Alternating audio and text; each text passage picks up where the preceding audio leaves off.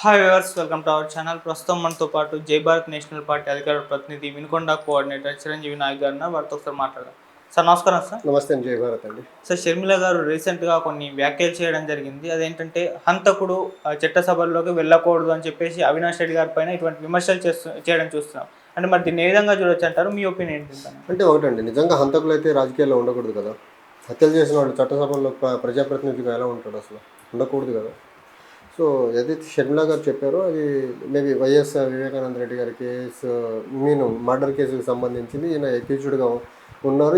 ఇతని చుట్టే కేసు అంతా తిరుగుతుంది కాబట్టి దాన్ని బేస్ చేసుకుని చెప్పింటారు. ఇంకోటి దానికి తోడు ఇప్పుడు షర్మిల గారు ఇన్ని రోజులు పర్సనల్గా టార్గెట్ చేయాలి అవినాష్ రెడ్డిని. బట్ ఇప్పుడు ఏంటంటే ఆవిడ కడప ఎంపీ అభ్యర్థిగా పోటీ చేస్తున్నారు. ఇద్దరు ప్రత్యర్థులు అయ్యారు కాబట్టి ఇప్పుడు ఇంకా అది క్వైట్ కామన్. కానీ షర్మిల గారు ఈ విషయం మీద ముందు నుంచే హంతకుడు అని మాట్లాడుంటే చాలా బాగుండేది. 4.5 సంవత్సరాలు కనీసం వైఎస్ అవినాష్ రెడ్డి మీద ఒక్క మాట మాట్లాడలేదు ఆవిడ. ఇప్పుడు ఏంటంటే ఆల్మోస్ట్ పాలిటిక్స్ ఆవిడ కూడా డైరెక్ట్ ఫ్రేలో ఉంది కాబట్టి సో వైఎస్ అవినాష్ రెడ్డిని కార్నర్ చేసే ప్రయత్నం చేస్తూ ఉంది ఆవిడ. ఓకే. సో అంటే ఈ వ్యాఖ్యలు ఎటువంటి ఎఫెక్ట్ చూపించే ఛాన్స్ ఉంది అవినాష్ రెడ్డి గారి పైన? ఎందుకంటే ఒకటే ఫ్యామిలీ అంటే ఒకటి క్లియర్ అండి. నేను ఆ జిల్లాలో కొంచెం ఇంటెన్స్గా తిరిగి ఉన్నాను. అక్కడ లోకల్గా ఉన్న అభిప్రాయం ఏంటంటే కడప ఎంపీ అవినాష్ రెడ్డి సో డైరెక్ట్గా ఇన్వాల్వ్ అయ్యి వైఎస్ వివేకానంద రెడ్డి గారి మర్డర్లో ఇన్వాల్వ్ అయి ఉన్నారని ప్రజలు చాలా బలంగా నమ్ముతున్నారు. కానీ అతనికి వ్యతిరేకంగా ఓట్ చేస్తారా లేదా అనేది చెప్పలేము మనం. ఒకటి క్లియర్ ఎస్టాబ్లిష్డ్ ఫ్యాక్ట్ ఏంటంటే ఎస్, ఈయన హస్తం ఉంది, ఈయనే చేయించాడు. కడప ఎంపీ సీటుకి 2019 ఎన్నికల్లో వైఎస్ వివేకానంద రెడ్డి ఈయన సీట్ ఇవ్వకుండా జగన్ గారి చెల్లెలైన షర్మిలాకు లేకపోతే విజయమ్మ గారికి వచ్చి అక్కడ నుంచి నిలబెట్టాలన్న ప్రపోజల్ పెట్టాడు. అది నచ్చక అవినాష్ రెడ్డి ఆయన హత్య వరకు తీసుకెళ్ళి హత్య చేయించాడు అనేది అక్కడ లోకల్గా ఉన్న ఎస్టాబ్లిష్డ్ ఫ్యాక్ట్ అది. కానీ నెగిటివ్ ఓటింగ్ దానికి అతనికి అగెనిస్ట్గా ఓటింగ్ జరుగుద్దా లేదా అనే దాని అంశాన్ని షర్మిల గారు చేసే ప్రచారాన్ని కన్విన్స్ చేసే విధానాన్ని బట్టి డిపెండ్ అయి ఉంటుంది. ఓకే. అంటే వివేక హత్య కేసు అనేది కడప జిల్లాలో కడప నియోజకవర్గంలో చాలా ఇంపాక్ట్ చూపిస్తుంది. ఖచ్చితంగా అవినాష్ రెడ్డికి ఇది పెద్ద దెబ్బే అని కూడా చాలా మంది చెప్పడం చూస్తున్నాం. మరి అంటే అక్కడ ఒకటి ఏంటంటే ఆయనకు ఒక సాఫ్ట్ ఇమేజ్ ఉంది. ఎన్నో ఫ్యాక్షన్ బ్యాక్గ్రౌండ్ ఉన్న ఫ్యామిలీ, వాళ్ళ నాన్నగారు రాజారెడ్డి గారి గురించి తెలిసిన ఎవరన్నా ఆ ఫ్యాక్షన్ నేపథ్యం గురించి చాలా బలంగా చెప్తూ ఉంటారు ఆ కుటుంబం గురించి. ఆ కుటుంబంలో కూడా కొంచెం సాఫ్ట్గా, కొంచెం కూల్గా, కొంచెం హత్య రాజకీయాలకు దూరంగా ఉన్న వ్యక్తి ఇతను. అదే ఆ కుటుంబానికి ఆ నేపథ్యం ఉన్నా కానీ ఇతను కొంచెం పర్సనల్గా కొంచెం సాఫ్ట్గా మంచిగా ఉండేవారు పబ్లిక్. అండ్ పబ్లిక్కి చాలా అవైలబుల్గా ఉండేవారు అనేది ఒకటి ఉందనమాట. చాలా ఇష్యూస్ ఆయన దగ్గరికి వెళ్తే రిజాల్వ్ చేసి పంపించడము, ఆ రకంగా పబ్లిక్తో ఆయనకి చాలా సత్సంబంధాలు ఉన్నాయి. పబ్లిక్లో కొంచెం సాఫ్ట్ ఇమేజ్ ఉంది. మేబీ ఇప్పుడు అతన్ని అభిమానించే వాళ్ళందరూ ఆల్టర్నేట్ కోసం చూస్తున్న క్రమంలో ఇప్పుడు షర్మిల గారి రూపంలో వాళ్ళు ఆల్టర్నేట్ అని ఫీల్ అయితే ఖచ్చితంగా నెగిటివ్ ఓట్ పడేదానికి అవకాశం ఎక్కువ ఉందన్నమాట. సో ఇప్పుడు షర్మిల గారు అవినాష్ రెడ్డి గారి పైన పోటీ చేయడం అనేది టీడీపీకి ప్లస్ అవుతుంది. వీళ్ళ మధ్య ఓట్ల చర్య జరుగుతుంది. టీడీపీ అక్కడ గెలిచే ఛాన్సెస్ ఉన్నాయని చెప్తున్నారు. మీ ఒపీనియన్? అది చెప్పలేమండి. ఇప్పుడు ఒకటి మనము ఒక మనిషిని హత్య చేసేది గుండెపోటుగా మార్చిన నేపథ్యం అవినాష్ రెడ్డి. సో వాళ్ళని ఈజీగా ఈజీగా మనం తీసుకోలేము. తర్వాత ఏదన్నా ఇప్పుడు ఒక కంప్లీట్ దాన్ని ఏమంటారు ఎలక్షన్ అట్మాస్ఫియర్లోకి ఇంకా వెళ్లకుండా, నామినేషన్స్ ఫైల్ చేయకుండా, అక్కడ లోకల్ పబ్లిక్ పర్సెప్షన్ ఏంటో తెలుసుకోకుండా ఎవరికి ప్లస్ ఎవరికి మైనస్ అని చెప్పలేము. బట్ అవినాష్ రెడ్డికి అంత ఈజీ కాదు ఈసారి ఆయన ఎంపీగా గెలవడం అనేది. సో ఎస్టాబ్లిష్డ్గా అక్యూజ్డ్గా ఉన్నారు కాబట్టి అవినాష్ వివేకా గారి కేసులో అంత ఈజీగా ఉండదు. లాస్ట్ 2014, 2019లో గెలిచినంత సునాయాసంగా ఆయన గెలిచినా కానీ ఓకే. సో చాలా కష్టపడాల్సి ఉంటుంది. ఇన్ కేస్ ప్రజలు చాలా బలంగా నమ్మి ఆల్టర్నేట్ అవినాష్ రెడ్డి వివేకాన్ని చంపారు, ఆల్టర్నేట్ కూడా రెడీగా ఉందని ఫీల్ అయితే అవినాష్ రెడ్డి ఓడిపోయేదానికి అవకాశాలు చాలా ఎక్కువ ఉన్నాయి. ఓకే. సో కాంగ్రెస్ పార్టీకి ఏపీలో అంత పెద్దగా ఓటింగ్ బ్యాంక్ లేదు. మరి షర్మిల గారు పోటీ చేయడం అనేది అవినాష్ రెడ్డి గారి పైన మరి ఎక్కడన్నా ఓట్లు వచ్చే ఛాన్సెస్ ఏమైనా కనిపిస్తున్నాయి అసలు? అంటే ఒకటండి, ఇప్పుడు మనము మీడియా హౌసుల్లో కూర్చొని ఆ పార్టీకి ఓటింగ్ లేదు, ఈ పార్టీ అది ఒక్కసారి ప్రజలు డిసైడ్ అయిన తర్వాత, ప్రజలు ఆ పర్సన్లో క్రెడిబిలిటీ చూసిన తర్వాత, ఆ పార్టీలో క్రెడిబిలిటీ గ్రహించిన తర్వాత సో ఈ ఎస్టాబ్లిష్డ్ థియరీస్ ఏం వర్కౌట్ కావు. ఇప్పుడు అక్కడ అవినాష్ రెడ్డి చుట్టూ తిరుగుతుంది వివేకా గారి మర్డర్ కేసు. సో దాన్ని ప్రజలు కన్విన్స్ అయ్యి అసలు మర్డర్ చేశాడనేది ప్రూవ్డ్, అందరు నమ్ముతున్నారు దాన్ని బలంగా. వాళ్ళకు ఆల్టర్నేట్గా చూపించగలిగితే వాళ్ళు బయటకు వచ్చి ఎందుకు అవినాష్ రెడ్డికి అగెనిస్ట్గా ఓటేయకుండా మాట్లాడకుండా కామ్గున్నారు, రీజన్ ఒకటే, మనం ఎందుకు బయటపడి మళ్ళీ ఈయన ఎంపీగా గెలిస్తే మనకి ఇబ్బందులు ఉంటాయనేసి. ఇప్పుడు ఆయనకు ఒక ఆల్టర్నేట్గా ఎవరన్నా చూపించగలిగారు అనుకోండి, వచ్చి నించున్నారు అనుకోండి, అప్పుడు గెలిచేదానికి అవకాశం ఉంటుంది. సో అక్కడ పార్టీ బలబలాల కంటే కూడా ఇష్యూ చుట్టూ జరుగుతూ పర్టికులర్గా మర్డర్ చుట్టూ జరుగుతూ ఉంటుంది కాబట్టి ఎలక్షన్ అంతా అక్కడ. సో దానివల్ల వైఎస్ షర్మిల గారిని బలంగా మద్దతు ఇచ్చే అవకాశం చాలా ఎక్కువ ఉంటుంది. సో కాంగ్రెస్ ఓట్ బ్యాంక్ అవన్నీ పక్కన పెడితే ఒకే కుటుంబం కాబట్టి, దట్టు రాజశేఖర రెడ్డి గారి కూతురు కాబట్టి ఆవిడ, so she'll be having her own advantages and strengths.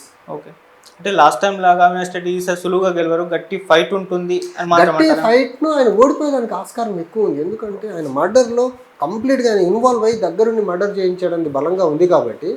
So అది కూడా వివేకానంద రెడ్డి లాంటి సౌమ్యుని చంపించాడు ఉంది, చాలా అక్కడ ఎస్టాబ్లిష్ అయింది కాబట్టి ఈసారి ఆయన ఖచ్చితంగా ఓడిపోతున్నాడు. గెలిచేదానికి ఛాన్స్ అసలు ఎక్కడ ఏ కార్నర్లో కూడా కనపడట్లా. ఇప్పుడు నేను చెప్పే అంశం కూడా ఆల్మోస్ట్ నేను 2.5 years బ్యాక్ వెళ్ళినప్పుడు అంత క్లియర్గా పబ్లిక్ ఉన్నారంటే, ఇంకా షర్మిలాను చూసిన తర్వాత లేకపోతే జగన్మోహన్ రెడ్డి గవర్నమెంట్ ఫెయిల్యూర్ చూసిన తర్వాత ఇంకా అన్ని నెగిటివ్స్ పెరిగే ఉండేదానికి ఛాన్సెస్ ఎక్కువ ఉన్నాయి.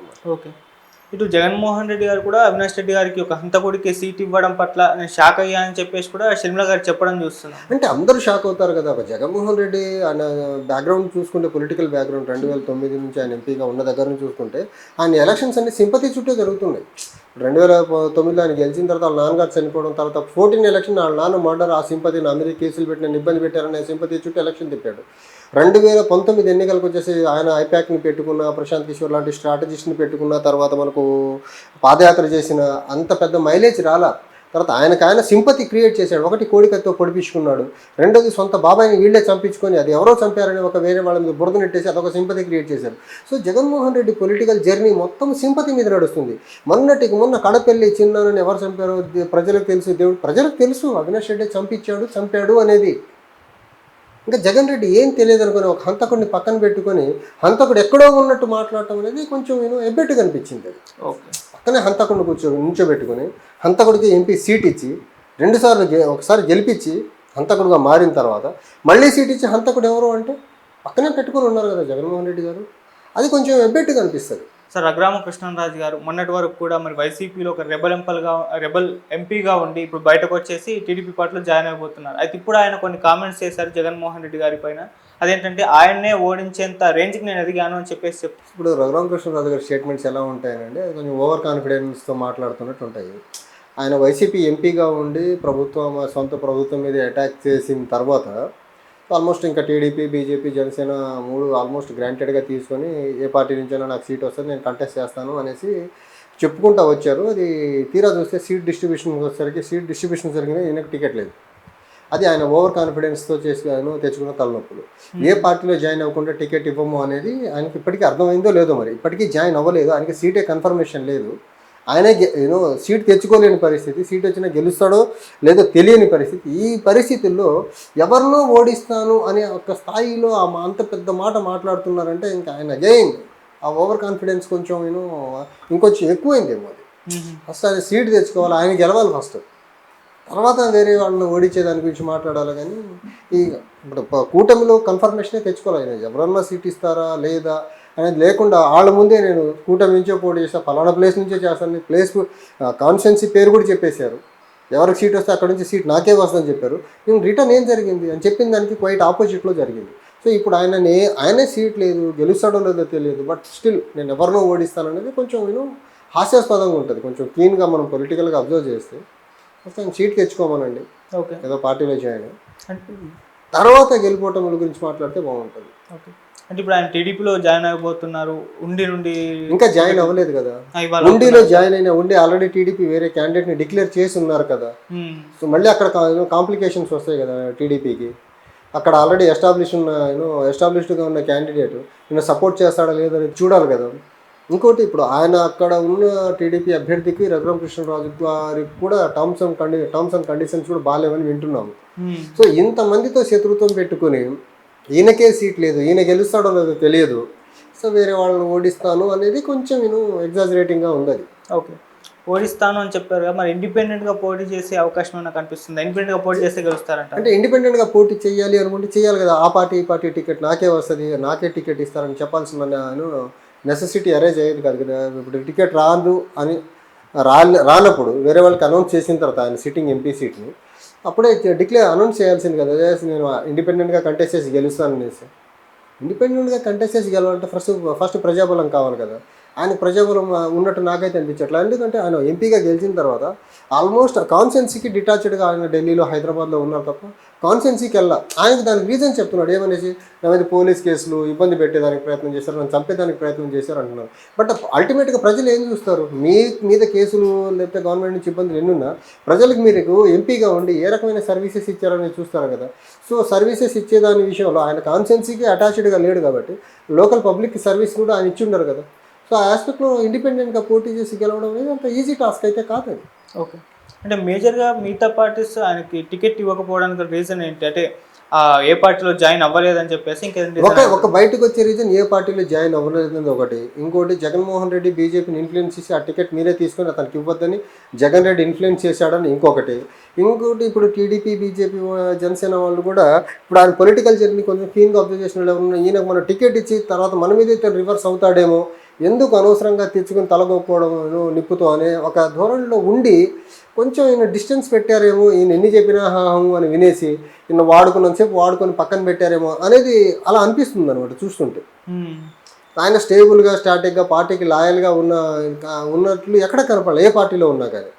సో ఆ ఆస్పెక్ట్లో ఇప్పుడు ఏ పార్టీ అన్నా లాయల్టీని ప్రధానంగా చూస్తారు. సెకండ్ ఆస్పెక్ట్ ఏంటంటే మాట మీద ఉంటాడా లేకపోతే పార్టీకి యాంటీ పార్టీ యాక్టివిటీస్లో ఇన్వాల్వ్ అవుతారు, అది కూడా చూస్తారు కదా. ఈ ఆస్పెక్ట్లో చూసుకుంటే రఘురామకృష్ణరాజు గారు లాయల్టీ కానీ లేకపోతే యాంటీ పార్టీ యాక్టివిటీస్ పార్టిసిపేషన్ లేకుండా ఉండేదానికి అవకాశాలు తక్కువ కదా. ఓకే, సో ఆయన మొదటగా అప్పుడు టీడీపీ ఏ పార్టీ టికెట్ ఇవ్వకపోతే కొన్ని విమర్శలు అయితే చేయడం చూసామంటే, కూటమి నాకు టికెట్ ఇవ్వలేదు, పోలవరం ఏం తెస్తారని చెప్పేసి. అంటే ఆయన చెప్పింది ఏంటి ఎగ్జాక్ట్గా అంటే, నాకు సీటే ఇవ్వనోడు పోలవరం కడతాడంటే ఎలా నమ్మాలి, ఎవరు నమ్ముతాడు అంటే ఆ స్టేజ్. అంటే ఆయనలో నా షార్ట్ టెంపర్నెస్, ఆయన వయసు పెరిగింది కానీ షార్ట్ టెంపర్నెస్ ఏదో టీనేజ్లో ఉన్న కిడ్కి ఉన్నట్టు ఉందన్నమాట ఆ షార్ట్ టెంపర్నెస్. అది అంత పార్టీ హైకమాండ్ ఒప్పుకోదు కదా. ఇంత అగ్రెసివ్గా మనం బయట పబ్లిక్గా ఇంత ఒక పార్టీ హైకమాండ్ని ధిక్కరించి మాట్లాడుతున్నామంటే మళ్ళీ సీట్ ఇచ్చేదానికి ఆలోచిస్తారు కదా. ఇప్పుడు ఆ మాట అన్నారు, నాకు సీటే ఇవ్వనోడు పోలవరం కడతారు. ఆయన ఇంటికి వెళ్ళి మళ్ళీ ఆయన గెలిచాడు కదా, వాళ్ళ చుట్టే తిరుగుతున్నాడు కదా. సీట్ ఇవ్వలేదని తెలిసి కూడా వాళ్ళ చుట్టూ తిరుగుతున్నాడని దాన్ని ఎలా అర్థం చేసుకోవాలి మనము. ఓకే, ఇప్పుడు మరి టీడీపీలో చేరుతున్నారు అంటున్నారు కదా, మరి అంటే చంద్రబాబు గారు టికెట్ ఇస్తాను హామీ ఇచ్చిన తర్వాత చేరుతున్నారు, లేకుంటే టికెట్ ఇవ్వకపోయినా పర్లేదు ఈసారి పోటీ చేసే లేదని చెప్పి? అంటే ఆ విషయాన్ని మీరు రఘురామకృష్ణరాజు గారిని అడగండి లేదా చంద్రబాబు నాయుడు గారిని అడగండి, నేను ఎలా చెప్పగలను హామీ ఇచ్చారా లేదా అనేది. ఇప్పుడు వాళ్ళిద్దరిలో ఎవరో ఒకళ్ళు ప్రశ్న అడ్రస్ చేస్తే తెలుస్తుంది. లేకపోతే అట్లీస్ట్ ఏదైనా సోషల్ మీడియా ప్లాట్ఫామ్ ద్వారా వాళ్ళు ఏం మాట్లాడుకున్నారు, ఎలా అకామిడేట్ చేయబోతున్నారు అనేది ఎవరో ఒకళ్ళు బయటికి మాట్లాడితే తప్ప మనకు తెలియని పరిస్థితి కదా. సో ఒకటైతే క్లియర్, నేను నిన్న చెప్పినట్టు మీతో, రఘురామకృష్ణరాజుని పొలిటికల్ ఒక పార్టీలో పెట్టుకొని ఆయనతో స్మూత్ జర్నీ అనేది అంత ఈజీ టాస్క్ అయితే కాదు అది. Okay, thank you so much. Thank you.